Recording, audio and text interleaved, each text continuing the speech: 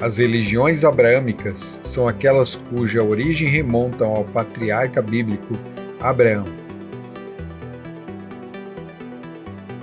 aquele que foi chamado para sair de Ur dos Caldeus para peregrinar numa terra que o Senhor lhe mostraria. O judaísmo, o cristianismo e o islamismo são três grandes ramificações religiosas provenientes de Abraão, que se estendem por todo o globo, ocupando a maior porcentagem quando comparadas às outras tradições religiosas. Todas elas defendem a crença num Deus único, Criador e Salvador. São, porém, díspares em muitos sentidos, o que impossibilita uma unidade recíproca. O que nos leva à grande questão: como todas as nações serão benditas em Abraão? A lição de hoje tem por título Filhos da Promessa.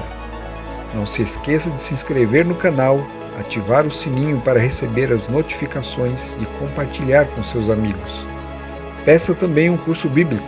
Os contatos estão na descrição do vídeo.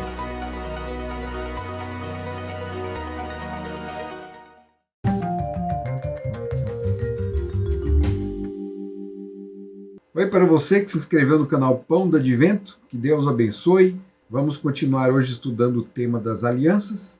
E o título da lição de hoje é Filhos da Promessa. Então nós vamos continuar aqui tratando da aliança com Abraão. Então ainda não chegamos na aliança do Sinai. Nós estamos ainda tratando da aliança com Abraão. Próxima lição ainda vai continuar, né? Porque tem vários aspectos que devem ser abordados a respeito da aliança. Ele pode escolher o povo, ele escolhe um povo, mas o propósito da aliança com esse povo é alcançar a humanidade toda. Né? O propósito de Deus com sua aliança é que a aliança seja feita com toda a humanidade. A gente vai entender isso bem no decorrer da lição. Vamos lá ao primeiro tópico. O seu escudo. Gênesis 15:1 declara: depois desses acontecimentos, a palavra do Senhor veio a Abrão numa visão dizendo: não tenha medo, Abrão. Eu sou o seu escudo, eu lhe darei uma grande recompensa. Então esse texto aqui a gente leu na lição passada, é o texto do capítulo 15 de Gênesis. Então nós vamos só nos concentrar aqui em um ponto desse texto. É o momento em que Deus aparece para Abraão e ele se autodenomina, né, ele se apresenta, se revela como escudo. Esse é o único texto na Bíblia onde Deus se apresenta, se revela dessa forma. A gente encontra na Bíblia outras passagens dizendo que Deus é o nosso escudo. Se nós andarmos, se nós desejarmos, Ele nos defenderá, Ele será o nosso escudo. Mas aqui para Abraão, ele mesmo aparece dizendo que Ele é o escudo. E isso é muito importante para nós, porque nós somos todos herdeiros da aliança. Então essa mesma promessa de que Deus é o escudo de Abraão, ela se aplica também a cada um daqueles que participam da aliança. Ou seja, se eu e você participamos da aliança, então Deus ele é o nosso escudo. Deus ele é a nossa defesa. E tem um texto muito interessante aqui, de Ellen White, né? Na verdade a gente pode aplicar essa questão do escudo de várias formas. Para Abraão isso teve um sentido muito especial, porque Abraão tinha acabado de sair de uma guerra, onde ele defendeu, teve que resgatar o seu sobrinho, e depois desse conflito, Deus aparece dizendo: olha, Abraão, eu sou o seu escudo, eu protejo você. Mas a guarda de Deus aqui não é apenas em questões materiais, é principalmente em questões espirituais. Por isso eu vou ler um texto aqui, é um texto de Ellen White, um comentário que ela faz justamente tratando dessa questão da defesa de Deus, e ela diz o seguinte: a súplica, não nos deixes cair em tentação, lá de Mateus 6,13, é em si mesma uma promessa. Se vocês se entregarem a Deus, podem ter a certeza de que Ele não permitirá que vocês sejam tentados além do que podem suportar. Mas quando forem tentados, Ele mesmo lhes providenciará um escape, para que o possam suportar. 1 Coríntios 10:13. E então esse aqui é um texto conhecido, né? Deus ele não nos prova além daquilo que nós podemos suportar. Então, nesse sentido, ele é uma defesa muito grande para todos nós. Ele não permite que a gente seja abalado por coisas que não sejamos capazes, não tenhamos condições de suportar, né? E estando ao lado de Deus, ao lado de Cristo, nós podemos suportar provas e cada vez provas. Na verdade, Deus ele prova sim. Ele manda uma prova pequena, você passa, você suporta, você se fortalece. E aí vem uma prova mais forte. E aí você enfrenta a prova junto com Cristo, passa por ela e se fortalece. E aí vem uma outra, a terceira mais forte. E assim vai, né? Como uma escada. Você vai subindo, degrau por degrau, se tornando cada vez mais forte. Agora, quando você perde uma dessas batalhas, você se torna mais fraco. E aí a sua força para enfrentar a próxima batalha, porque a próxima vai ser mais forte, aí fica tudo mais difícil. Mas não é impossível, não. É só pedir socorro. A promessa de que Deus é o nosso escudo permanece, apesar das nossas fraquezas. Tá certo? O tópico seguinte é a promessa do Messias. Na lição ele aparece em dois tópicos, parte 1 e parte 2. Então nós vamos colocar tudo, né, vamos sintetizar tudo aqui num único tópico, e considerando esses versos aqui. Então, esses versos vão trazer aqui, né, eu falei assim que a promessa, a aliança, ela nada mais é do que o descortinar do plano da redenção, e nesse momento o plano da redenção se torna claro, se torna inteligível aqui dentro da promessa. O texto de Gênesis 28:14 diz: em você e na sua descendência serão benditas todas as famílias da terra. Na promessa que Deus faz com Abraão, ele declara que em Abraão e em sua descendência serão benditas todas as nações da terra. Veja o que eu disse, não é invenção minha. O objetivo de Deus é alcançar o mundo todo. Ele faz a promessa com Abraão para que essa promessa se espalhe, que ela alcance, né, que ela abarque todo o nosso planeta, todo mundo, todas as pessoas. Então o objetivo de Deus sempre foi esse. E todas as pessoas serão benditas. Ela alcança, não é para alcança simplesmente por puro capricho. Essa promessa alcança todos para que todos sejam benditos. E serão benditos em Abraão. Ou seja, a promessa feita a Abraão, o acordo feito com Abraão, nos alcança, somos benditos nele. Mas não acaba aí. A promessa feita com Abraão, ela, embora tenha sido feita ali, é uma promessa. Por enquanto é uma promessa. Ela tem o seu cumprimento final em Cristo. Cristo é o ratificador da aliança. Porque não basta fazer aliança, tem que ter uma ratificação. A gente tem ali na aliança, a gente estudou na lição passada, que Deus ratificou, de certa forma, a promessa com Abraão, com aqueles sacrifícios, né, partindo os animais ao meio, onde Abraão caminha pelo caminho de sangue, e depois o próprio Deus caminha também pelo caminho de sangue. Aquela ratificação era uma prefiguração, né, era uma prefiguração da ratificação final, que acontece na cruz do Calvário. Ali a aliança é ratificada, ali ela é cumprida, ali o acordo é fechado, não tem mais volta mesmo. É lógico que ali em Abraão, Deus, né, onisciente, né, já predisse para Abraão tudo isso naquele ritual todo. Então, não só naquele ritual, mas também em outros momentos. Por exemplo, no sacrifício do seu filho Isaque, né, um evento que vai acontecer lá na frente. Deus ele vai dar esse filho para Abraão, mas depois Deus pede o filho em sacrifício. E Abraão, ele não reluta. Ele alcança forças em Deus e leva o filho para ser sacrificado. Ele levanta o punhal ele levanta o cutelo para sacrificar o seu filho, e no momento exato o anjo do Senhor diz para ele que não é necessário fazer isso. Aí o anjo mostra para ele que um outro sacrifício seria feito ali naquele lugar. Alguém substituiria o filho dele. E aí Abraão vê o animalzinho, né, o animalzinho ali amarrado num tronco de árvore, preparado para o sacrifício. Deus provê o sacrifício ali para Abraão no Monte Moriá. E aquele sacrifício aquele animal morre no lugar do seu filho. Nesse sacrifício, Abraão enxergou a promessa, o cumprimento da promessa em Cristo Jesus. A própria palavra de Deus fala isso. Abraão viu o meu dia e se regozijou. Gálatas 3,16 é uma comprovação disso que eu estou falando para vocês aqui. Olha como é que o apóstolo Paulo entende esse texto de Gênesis 28,14. Ele declara: ora, as promessas foram feitas a Abraão e ao seu descendente.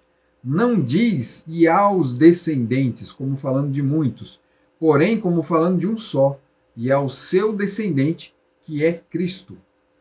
E Gálatas 3, 26, 29 vai declarar o seguinte: e se vocês são de Cristo, são também descendentes de Abraão e herdeiros segundo a promessa. Olha só que coisa maravilhosa, né?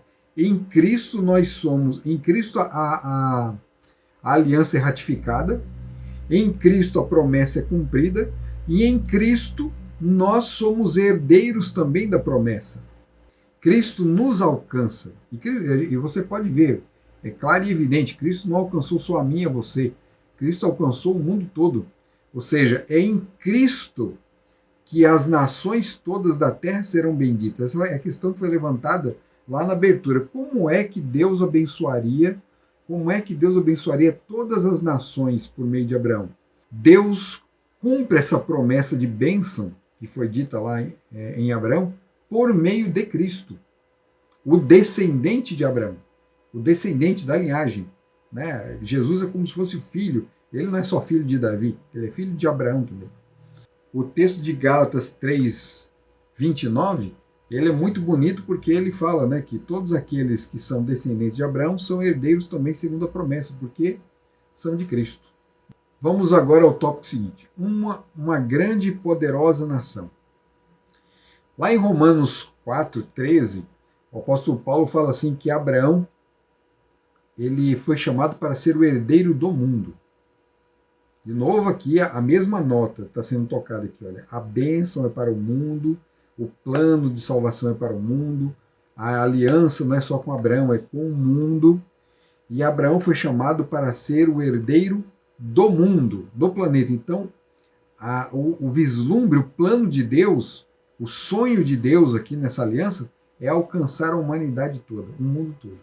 Por meio de quem? Por meio de Cristo, Jesus Cristo. E por meio de Cristo ele alcança o mundo. Gênesis 12, 2 declara: farei de você, Abraão, uma grande nação, e o abençoarei, e engrandecerei o seu nome, seja uma bênção. Então aqui nós temos aqui, esse texto aqui, ele faz uma contraposição ao famoso Nimrod, lá, aquele construtor da Torre de Babel, né? Os homens que construíram a torre, eles construíram a torre porque eles queriam ser famosos, eles queriam ter fama no mundo. Nos dias de Abraão, ter fama no mundo só era possível quando você realizava feitos, né? Não é muito diferente hoje, mas feitos grandiosos, né? A construção da torre, da cidade, era um feito grandioso. De certa forma, se tornaram famosos. Até hoje a gente lembra deles, né? Mas não só isso. Os homens violentos, os caçadores, os guerreiros, eles também se tornavam homens famosos. A fama deles se estendia pelo mundo, né? Se espalhava pelo mundo por causa desses grandes feitos. Só que quando Deus fala com Abraão, Abraão, ele, de certa forma, ele é o precursor de uma grande cidade, sim. Mas não em questões de monumentos, né, de construir, embora o Templo de Jerusalém lá na frente vai ser uma das maravilhas do mundo, né? Ela não está naquela lista das 7 maravilhas, mas é porque o camarada que fez a lista não viu o templo. Se ele tivesse conhecido o templo, tinha colocado lá. Ela é uma das maravilhas, e eu posso dizer assim, uma das maiores maravilhas do mundo, porque Deus se manifestou naquele templo. E Abraão, é dito assim que Abraão seria, né, teria o seu nome engrandecido, ele seria famoso. Mas como? Ele deveria ser uma bênção. Ele não ia ser um guerreiro, um construtor de cidades. Tanto é que ele nem construiu cidades. Ele nem construiu cidade. O primeiro pedaço de terra que Abraão comprou, depois de tanto peregrinar ali na terra de Canaã, foi um terreno dos hititas, né? Ele comprou esse terreno para poder enterrar sua esposa. E mais tarde ele também foi sepultado ali, naquele mesmo terreno. Então foi o primeiro pedaço de terra que foi comprado para que a família dele pudesse descansar. E depois, é lógico, o terreno foi aumentando, outras terras foram sendo compradas, né? Outros negócios foram sendo feitos pelos seus descendentes, mas veio o cativeiro e tirou, eles perderam, eles ficaram longe da terra prometida durante muito tempo.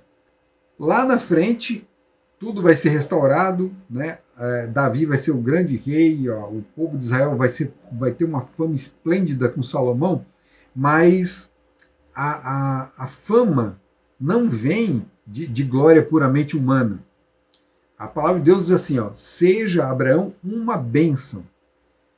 O nome de Abraão seria engrandecido no mundo porque ele seria uma bênção. Deus o abençoaria, o texto declara, eu vos abençoarei e você será uma grande bênção. O Senhor disse, será que eu devo esconder de Abraão o que estou para fazer, visto que Abraão certamente virá a ser uma grande e poderosa nação, e nele serão benditas todas as nações da terra? Porque eu o escolhi para que ordene aos seus filhos e à sua casa depois dele, a fim de que guardem o caminho do Senhor e pratiquem a justiça e o juízo, para que o Senhor faça vir sobre Abraão o que lhe prometeu. Então, o que ele deveria ser? Deveria ser uma bênção, e as nações seriam benditas porque ele colocaria em ordem a sua casa, e a sua casa guardaria o caminho do Senhor e praticaria a justiça e o juízo. Nesse sentido, seriam grandes. É nesse sentido. E é nesse sentido que a igreja do Senhor hoje é grande também. Ela não é grande por causa de grandes construções, de grandes obras, de grandes eventos. Não é por isso que ela é famosa. A igreja de Deus tem que ter fama no mundo hoje porque ela cumpre a justiça e o juízo, porque ela anda nos caminhos do Senhor, porque ela é uma bênção para outras pessoas. Nós fomos chamados, assim como Abraão, nós fomos chamados para sermos bênçãos, para abençoar outras pessoas. Se nós não fazemos isso, então nós não estamos cumprindo a aliança, nós estamos quebrando a aliança, certo? E Abraão se tornou, né, indubitavelmente, o pai aí de um mundo inteiro hoje abençoado por Abraão. A bênção final ainda não chegou. O tempo da bênção final, o final mesmo, vai se concretizar quando Jesus voltar nas nuvens dos céus. Então, essa aliança ela tem várias etapas aí, ela tem várias etapas para serem cumpridas. Dá uma olhada nesse mapa aí, para você ver como que era a terra no início, quando Deus fez a bênção, fez a aliança ali com Abraão. Veja aí, onde está marcado aí no centro, aí nessa região, que é a região que compreende o território ali de Canaã, a religião de Abraão, né, a influência de Abraão ainda era pequena, era só aquele pedacinho ali, né, um pouquinho fora dali, havia uns pontos, né, ele deixou um pouco da sua herança lá na terra de Ur, ele passou por Padã Arã e também deixou ali sua herança, ele andou pelo Egito, também deixou ali uma sementinha, então as coisas foram crescendo. Vejam agora qual é a realidade que nós vivemos hoje. Olha como o mapa está completo. Você tem aí no canto esquerdo aí da sua tela uma escala, né, de 0 a 100% da influência de Abraão, né, de como as religiões abraâmicas se difundiram pelo mundo. É lógico que aí nesse quadro aí, no planeta todo, são incluídas religiões cristãs, muçulmanas e judaicas. Então você vê aí de 0, né, no quadro aí, você pode ver que praticamente toda a África, toda a Ásia, toda a Europa, todos os continentes americanos, a Austrália, nós temos ali ainda um impasse ali na região da Índia, na região da China, né, o Oriente, né, a Ásia, né, a parte asiática aí do planeta. Nós ainda temos muito trabalho a fazer, nós ainda temos muito que realizar. E é lógico que nós, como cristãos, devemos também pregar o Evangelho, avançar o Evangelho também nos países que são de linhagem abraâmica, mas que seguem os fundamentos do islamismo, né, o judaísmo. Nós temos que fazê-los entenderem, compreenderem, enxergarem o trabalho do Messias, o Messias que já veio, a aliança que se concretizou com a morte de Cristo ali na cruz. Mas, ainda assim, a gente vê aqui, pelo quadro geral, como que se cumpriu perfeitamente o que Deus havia dito que faria com Abraão.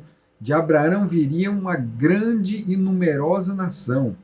Vamos fazer aqui uma análise. Ó, vejo aqui um quadro aqui dos filhos de Abraão. Né? Nós temos aqui as mulheres com quem Abraão teve seus filhos. Né? Duas delas foram suas esposas.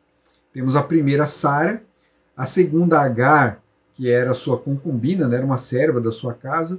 E após a morte de Sara, Abraão se casou com Quetura. Provavelmente Agar também já havia morrido nessa época. Né? Ela na verdade, se apartou. Ela, por orientação de Deus mesmo, ela foi viver longe da tribo ali de Abraão, né? Cuidando do seu filho longe dali, mas não perdeu o contato, não. Então nós temos Sara, Agar e Quetura. E aí, de Sara nasce Isaque, o filho da promessa. Antes havia nascido Ismael de Agar, mas Ismael não era o filho da promessa, apesar de que Deus também disse que de Ismael faria uma grande nação. E nós temos hoje, da parte de Ismael, os árabes, os muçulmanos. Os muçulmanos são descendentes, sim, de Abraão. Eles sabem disso. Eles têm Abraão como grande patriarca, o fundador da religião deles. E eles têm um certo respeito pelas religiões cristãs e pela religião judaica. Apesar do conflito que existe entre judeus e árabes nos dias de hoje, né, e na verdade isso é um conflito antigo até, mas existe também o respeito. Né? Não são todos iguais, não são todos defensores do mesmo tipo de visão. Existe também o respeito. E Ismael se tornou de fato uma grande nação.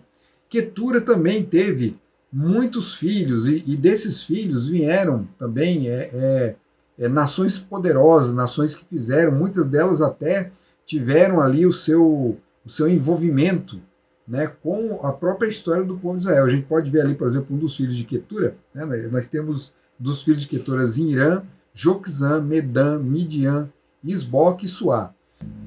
De Midian, né, um dos filhos aqui de Quetura com Abraão, vieram os midianitas. Né, os midianitas. Lá na frente nós vamos ver uma mescla, né, eles vão entrar na história, eles vão participar de forma positiva e negativa na história do povo de Israel. Né, se tornaram um grande povo, e Moisés se casou com uma midianita. Né, a esposa de Moisés, a Zípora, ela era midianita. E nós temos também os descendentes de Isaque. Temos Esaú e Jacó. E nós sabemos que de Jacó, né, de Esaú também veio uma grande nação, que foram os Edomitas. E de Jacó teve 12 filhos. E desses 12 filhos vieram as 12 tribos de Israel, que formaram o grande povo de Israel, a grande nação de Israel, né, de onde vêm os judeus hoje do mundo todo, né, de todo o planeta. Então, eles se tornaram uma grande nação, tanto os descendentes de Isaque, quanto os descendentes também de Ismael. Né? Nós temos aqui já 12 príncipes, né? Vejam aí os nomes dos 12 príncipes que nasceram de Ismael e de quem descendem os povos árabes. Na verdade, muitos árabes surgiram de todos esses filhos, né? Várias tribos surgiram desses, são 12 também, interessante que são 12, assim como Jacó teve 12 filhos, Ismael teve 12 filhos também. Então nós temos 12 tribos de Jacó e 12 tribos de Ismael. E Ismael dessas 12 tribos, né, lá no futuro, né, o Maomé ele vai fazer todo um trabalho para unificar as tribos, né, os povos árabes estavam todos divididos, e ele vai formar um grande povo, né, o povo islâmico, né, o povo muçulmano, né, que nós conhecemos hoje. Então esses são os descendentes de Abraão. De Abraão realmente vieram muitos povos numerosos que se estenderam pela terra.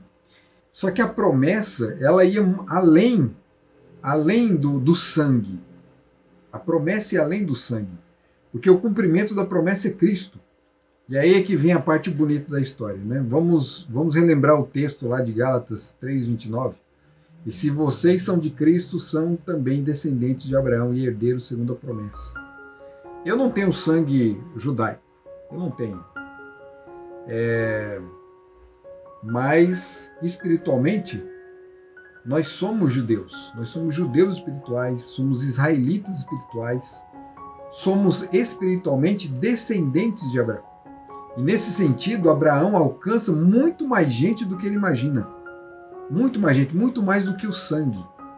Nesse sentido, a humanidade toda pode se tornar descendente de Abraão. O que nós temos que ter em mente, o que nós devemos aprender de tudo aquilo que estudamos aqui hoje, é que o plano de Deus, o trato feito com Abraão, a aliança feita ali com nosso pai Abraão, era de alcançar toda a humanidade, que inclui todas as pessoas do mundo. Não existe isso de predestinação, não existe de destinar alguns para a salvação e outros para a perdição. O plano visava todos. Quem vai participar, quem vai ser salvo, vai ser aqueles que fazem parte daqueles que aceitarão a aliança. A aliança tem que ser aceita. O acordo é feito, o acordo, a figura do acordo aqui, ela inclui isso, uma aceitação da parte de alguém. Deus, ele toma a iniciativa de fazer a aliança. O homem tem que tomar a iniciativa também de aceitar a aliança. No momento em que você aceita a aliança, você se torna descendente de Abraão, descendente de Cristo. Você faz parte agora de uma grande família, com quem Deus cumprirá o seu plano. O plano de que um dia possamos todos nós vivermos juntos numa nova terra, num novo reino. E é isso que diz lá em Hebreus, capítulo 3, verso 14. De fato, não temos aqui cidade permanente, mas buscamos a que há de vir. A nossa promessa está lá na frente, mas pelos olhos da fé nós já podemos contemplá-la. Continue estudando o tema das alianças em casa, porque ele vai muito além daquilo que nós estamos pincelando aqui. Deus abençoe você. Até o próximo vídeo.